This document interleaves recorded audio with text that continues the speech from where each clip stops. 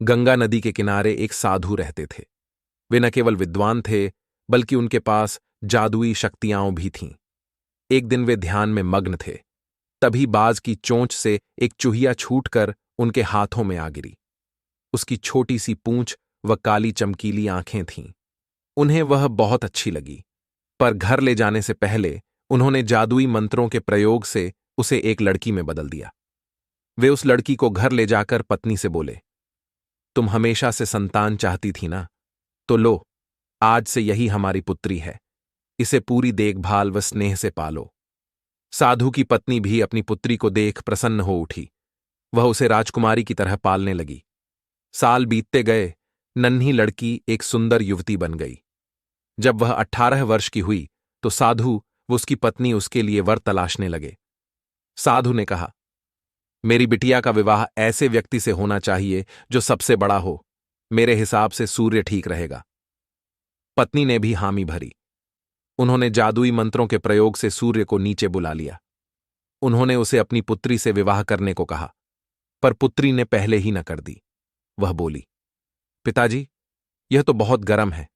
मैं उससे विवाह करूंगी जो इससे भी बेहतर हो। साधु निराश हो गए। उन्होंने सूर्य से कहा कि वे ही कोई वर सुझाए। सूर्य ने कहा, बादलों के देवता से बड़ा कौन होगा? उनमें तो मेरी किरणों को भी रोकने की शक्ति है। साधु ने बादलों को नीचे बुलाया व अपनी पुत्री से विवाह करने को कहा, पर इस बार फिर पुत्री ने मना कर दिया। वह बोली, ये तो कितना बदसूरत है, मैं इससे विवाह नहीं कर सकती। साधु ने बादल देवता से कहा कि वही कोई अच्छा वर सुझा दें। वे बोले, पवन देवता ठीक रहेंगे, वे तो मुझे भी अपने फूंक से उड़ा देते हैं। साधु ने पवन देवता को बुलाकर अपनी पुत्री से विवाह करने को कहा। पुत्री ने फिर इनकार कर दिया। वह बोली, मैं इससे शादी नहीं करूंगी। ये तो कहीं टिकते नहीं, हमेशा यहां वहां भागते रहते हैं।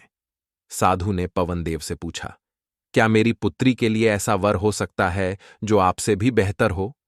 पवन देव ने कहा कि पर्वत देव मजबूत व ऊंचे हैं, वे मेरा भी रास्ता रोक देते हैं। साधु ने पर्वत देवता से कहा कि वह उसकी पुत्री से विवाह कर लें। पुत्री ने फिर से मना कर दिया। वह बोली, ये तो बहुत लंबे, सख्त व कठोर हैं, मैं इनसे विवाह नहीं कर सकती। इनसे भी कोई बेहतर चाहिए। पर्वत देवता ने चूहे का नाम सुझाया।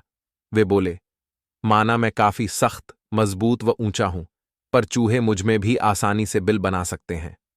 साधु ने चूहे को बुलाया। उसे देखते ही उसकी पुत्री खुशी से उछल पड़ी।